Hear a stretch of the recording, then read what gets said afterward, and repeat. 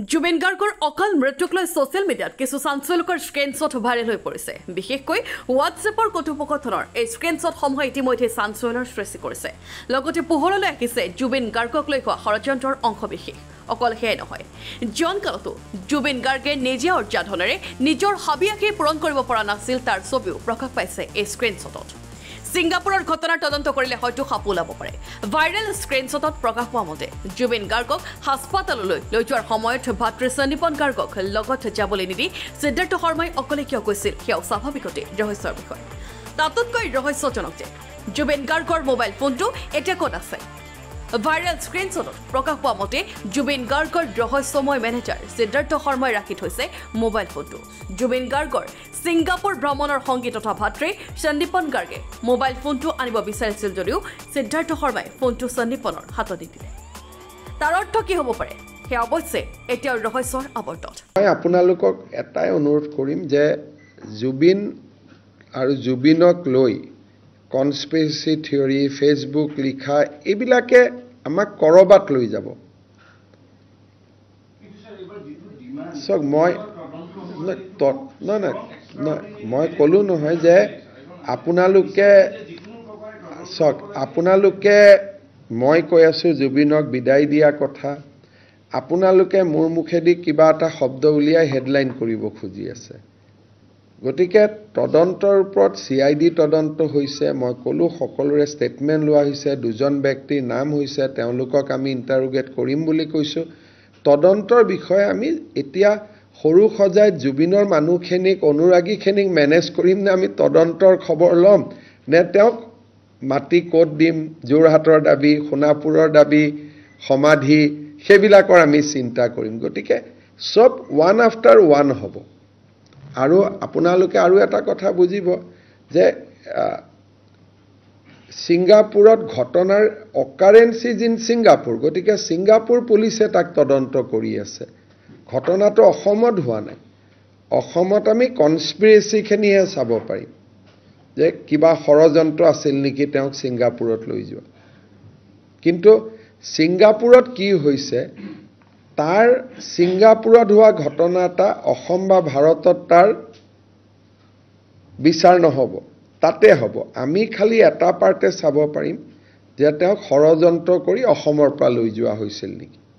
গতিকে এইটো ষ্টেপ বাই ষ্টেপ হ'ব। আৰু ময়ো আপোনালোকক অনুৰোধ কৰিম যে এতিয়া ইমান ইম'চনেল হৈ আছে, মই যে এইখিনিও কথা আপোনাক কৈছোঁ তাৰো কিবা এটা মিনিং উলিয়াই কোনোবা এটা ষ্টেটমেণ্ট দি দিব।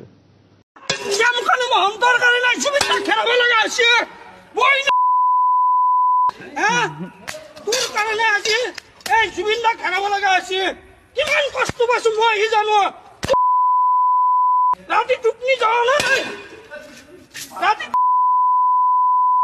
মহন্ত তোক মুটি দিম তই গুৱাহাটীয়া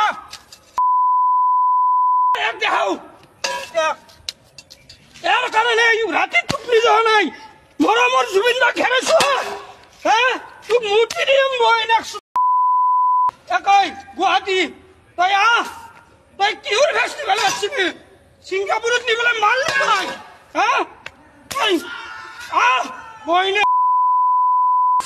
মহন্ত তোক মুটি দিম গুৱাহাটীত।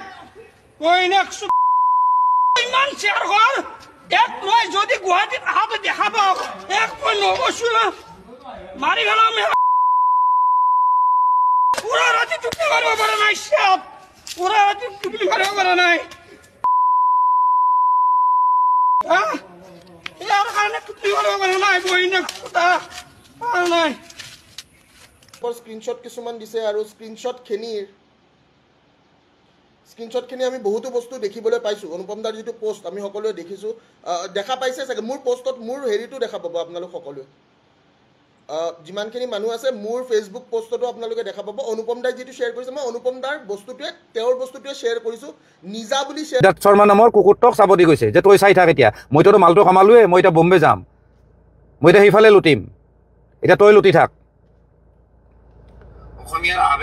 সেইকাৰণে মই কৈছোঁ এই অনা অসমীয়াবিলাকে জুবিনদাৰ আৱেগ লয় আৰু অসমীয়াৰ আৱেগ লৈ বেপাৰ কৰে। লগতে এটা মই কথা কওঁ, আজি মেইন পইণ্টটো মই ক'ব আহিছোঁ, আপোনালোকে লাগিলে ইয়াৰ পৰা স্ক্ৰীন ৰেকৰ্ডিং কৰিব আৰু নহ'লে যদি বেয়া নাপায় আপোনালোকে এই লাইভটো শ্বেয়াৰ কৰিব প্লিজ। একদম মই সঁচা কথা ক'ব যাব লৈছোঁ, জুবিন গাৰ্গক মোটামুটি 2011-12 পৰা ধ্বংস কৰা মানুহজন হ'ল শেখৰজ্যোতি গোস্বামী।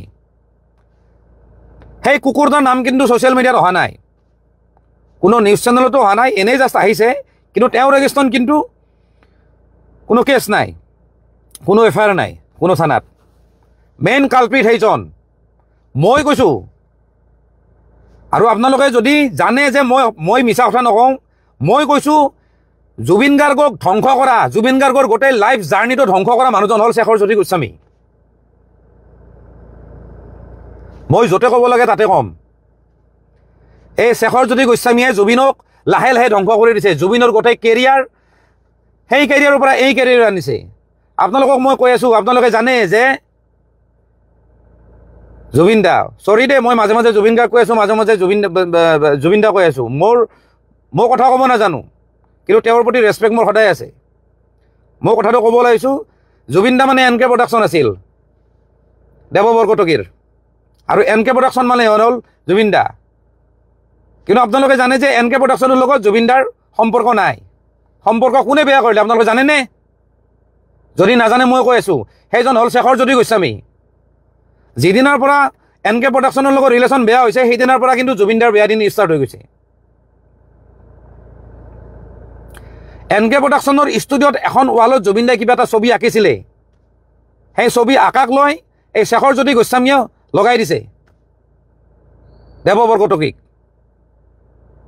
তাৰপিছত দেৱ বৰকটকীয়ে কিবা ক'লে, খঙত কিবা কৈ দিলে, সেই কথাটো আকৌ শেখৰজ্যোতি গোস্বামী আকৌ জুবিন দাক লগাই দিছে যে দেৱ বৰকটকীয়ে এনেকুৱা কৈছে বুলি। সেই দুইজনৰ মাজত ৰিলেশ্যন বেয়া কৰা মানুহটো হ'ল শেখৰজ্যোতি গোস্বামী। তাৰপিছত জুবিন দাৰ লগত কথা পাতি কৈছে যে বেলেগৰ ষ্টুডিঅ'ত কিয় গাব লাগে, আপোনাৰ নিজৰ ষ্টুডিঅ' খোলক গুৱাহাটীত। তাৰপিছত জুবিন দাই সেই জচতে বম্বেৰ ষ্টুডিঅ' ভাঙি আনি পেলাই গুৱাহাটীৰ ষ্টুডিঅ' খুলিছে। কিন্তু এইবিলাক কথা বেছিভাগ মিউজিক ইণ্ডাষ্ট্ৰীৰ মানুহে জানে, কিন্তু নকয়, কাৰণ চব মানুহ স্বাৰ্থপৰ। কালি হয়তো কেতিয়াবা শেখৰৰ লগত কাম কৰিব, আৰু যদি শেখৰৰ এগেইনষ্টত যদি কথা পাতে, শেখৰে উল্টাকে মেনিপুলেট কৰি পেলাই জুবিন দাক বেলেগকৈ কথা শুনাব, জুবিন দাই বেলেগ বুজিব। য'ত মোৰ ক্ষেত্ৰত তেনেকুৱা বহুতবাৰ হৈছে, মই কিবা এটা ভালৰ কাৰণে কথা কওঁ, সেইটো বস্তু বেলেগ উল্টাকে জুবিন দাক কাণ ভৰাই দিয়ে। আজি বম্বে ষ্টুডিঅ' ভাঙাৰ কাৰণটো হ'ল, বম্বে ষ্টুডিঅ' শেষ হোৱাৰ কাৰণটো হ'ল শেখৰজ্যোতি গোস্বামী।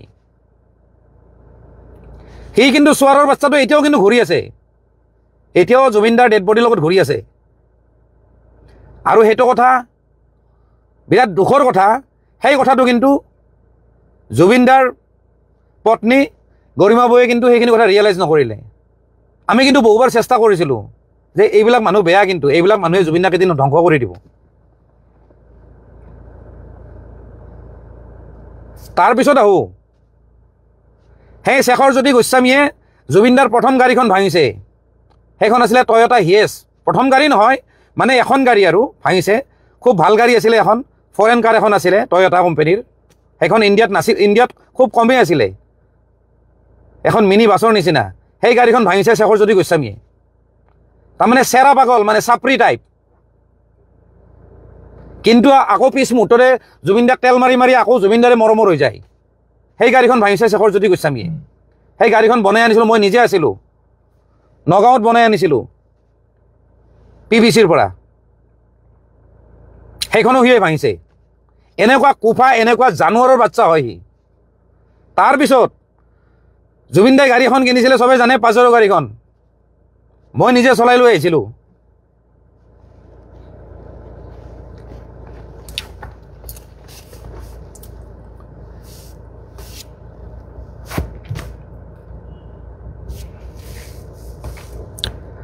আৰু সেই গাড়ীখনো ভাঙিছে এই শেখৰজ্যোতি গোস্বামী। চলি থকা গাড়ীখনৰ পৰা সি সুধীৰ ভাই, সি জাপ মাৰি সি মানুহৰ ঘৰ খুন্দিয়াইছে। সেই গোটেই গাড়ীখন বৰবাদ কৰি দিছে জুবিন দাৰ গাড়ীখন।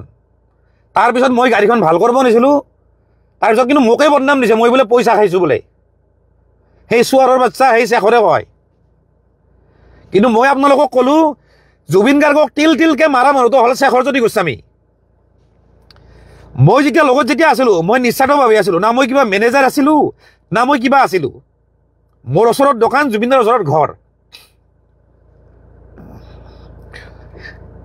কিন্তু কেইপেক মদ খাই কিমান ভাত খাই চব চাই থাকোঁ আমি বুদ্ধি কৰি কৰি মদৰ গিলাচবিলাক চাইড কৰি দিম তালা জুবিনদাক কেনেকৈ জীয়াই ৰাখিব লাগে আমি চেষ্টা কৰিছিলোঁ এই চোৱাৰৰ বাচ্চা আহি মাৰিছে কিন্তু তাতে উঠাই উঠাই মাৰিছে জুবিনদাক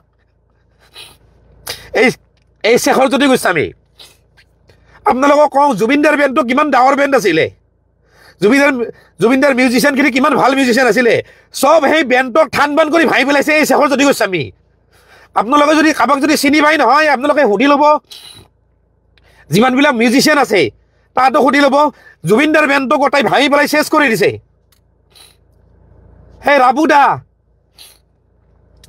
ৰাবুদাৰ তাতে জুবিনদাই প্ৰথম ৰিহাৰ্চেল কৰিছে সেই ৰাবুদাক জুবিনদাই লৈ আহিছিলে কিন্তু ৰাবুদাক উলিয়াই দিছে সেই ড্ৰামাৰ এই শেখৰ জ্যোতি গোস্বামীয়ে পলিটিক্স কৰি কিনে তাৰপিছত সোমাইছে সেই পাৰ্থ বেতলাক সি এটা মাদাৰ চুৰে এটা চোৱাৰৰ বাচ্চা এটা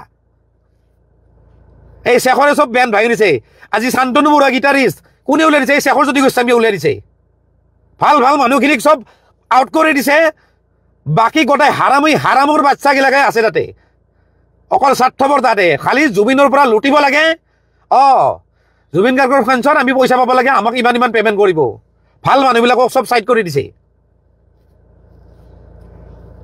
সেই হাৰামীৰ বাচ্চাটোৱে জুবিনৰ ঘৰৰ পৰা বস্তু চুৰ কৰে নোকোৱাকৈ বস্তু লৈ যায় ষ্টুডিঅ'ৰ বস্তু লৈ পেলাই সি ঘৰত লগাই দিয়ে সিমানখিনি মই জানো সি চোৱাৰৰ বাচ্চাটো চালা